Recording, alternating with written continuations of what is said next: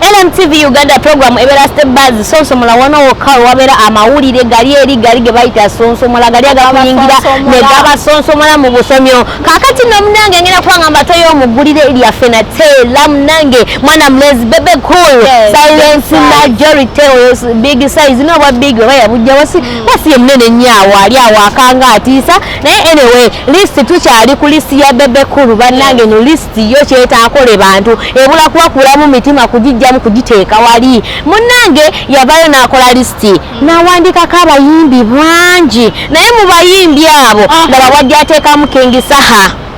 kakati bwe yamuteekamu n'agira nti ayimbye bulungi naye ajja n'akola ensobi bw'etyemu n'agamba mulenzi ayimba bulungi naye enjaga emwonoonye enjaga emwonoonye naye nga muyimbi bulungi naye King Saha n'amugamba alekerawo okunywa enjaga ebyo bino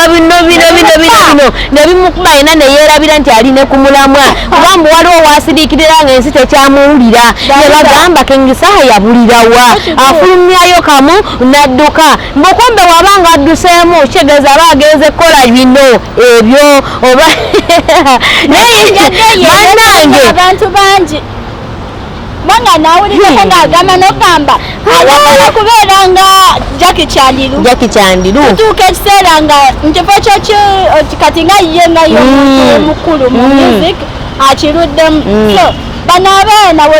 batabagambako oba we batabagambako nti mukole kino oba muve ku kino ne boonooneka ate tutuuka ekiseera kati ne bibeera nga Jackie Chandiru nga bitabuse ate enjaga ogikuba naye netuuka ekaseera nga yeeyina okukuba nga yeekukuba ate ne King Saha munange jasi oli bebe kuli abadde amugamba nti enjaga eyo agikendeeze omanyi abantu abamu tebaagala boogerera ku kaze kaabwe Saha muyimbi mulungi alina eddoboozi naye ate kyeyinzaamu kukyusa engeri gy'ayimbamu n'agenda mu ya Omugenzi radio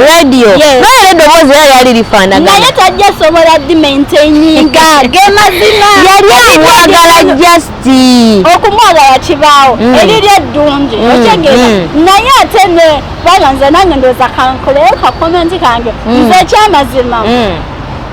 King Saha singa asigala oba singa osigala ku ddoboozi lyo n'otakakayina eddoboozi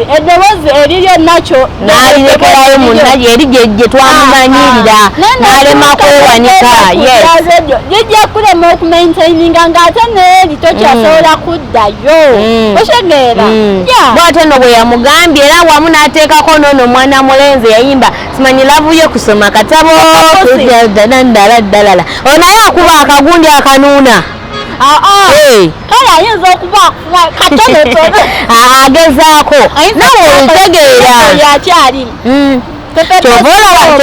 kyobola Bobi Wine ye yavaayo n'agamba waliwo emabegako nga tannaba kunyira nnyo mu bino ebintu by'obufuzi n'agamba era tasobola kulinnya ku stage nga tataddeemu kano era bigenda kumulema naye bw'abanga yakataddemu oyinza okugamba bannange omuntu omwamulabamu abantu nga bataano mwenge wabadde mutaddeemu ensonyi kakikyoninga abantu oli ayinza okugamba yena muvuma naye baba takatadde ndasakola ki abatasobola muvuma so nabo kibayambako okujjako ensonyi ne bakola ebintu ng'ebiraba ku stage obuwala ne babukola buli kimu ne bamugamba adainama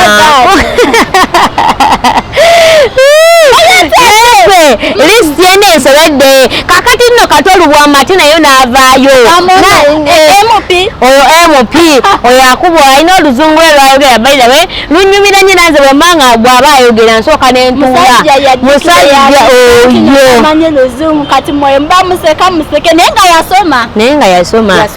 bibaawo ebyo omwana n'omutwala kusoma naye nga somo lisobola omwana n'amusomesa naye nga tamanyi luzungu munne naye n'avaayo n'agamba nti nze King Saha atwala amagezi ga muganda we n'agamba agatwalire ddala kubanga enjaga mbi enjaga eyonoona n'agamba oyo King Saha ffe tuluddemu nnyo mu field eno tugiruddemu ate tugiwangaaliddemu kati atwale amagezi ga muganda we Bebe Cool ge yamugambye ekyo takirinaako buzibu ne tumubuuza ku nsonga ya listi ate bwe twaze ku listi n'akuba enduulu n'agamba Bebe Cool naye bye yakoze alinga atabimanyi ajja atya ogenda otya okukola listi ono omulenzi bebe simanyi bebe ayimbira bakasiru kati mbolo olimi lwa bakasiru bebe kati bebe byebiki nyimbe zikutte omubaliro mu bantu waliwo nyimba kati eza John Black yeso azeewala atasobola ne bwogenda mu kiboba mu bbaala nga tokubye ku nyimba za John Black ne baguba mukolo guba gusaze kati ye yakola list ye nga nagitunula nga ndaba ennyimba ezisinza okukwata omubabiro mu bantu yeze yabesingirako tegeera kati munnange mukulu Katolubwama bwe bityo abantu gwejo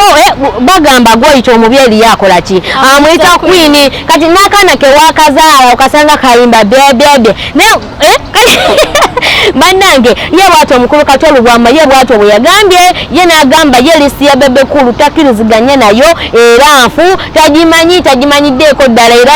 ye jasi kye yagambye nyagamba oyo mwana wange mwagala naye watudda ku nsonga ya lisiti eyo yakoze ensobi naye ku kyokuwa muganda we King Saha amagezi ekyo ndi ku sayidi ye King Saha yeesonyiwe enjaga kubanga ejja mwonoona eno field tugiruddemu alina okukakana n'ava ku njaga kubanga muyimbi mulungi alina eddoboozi munnange byeruno ate ebifa eyo lisi ya bebe kulu ekyatabudde abantu emitwe bebe naye bwatyo omu ayogera kike buli muntu ayogera kike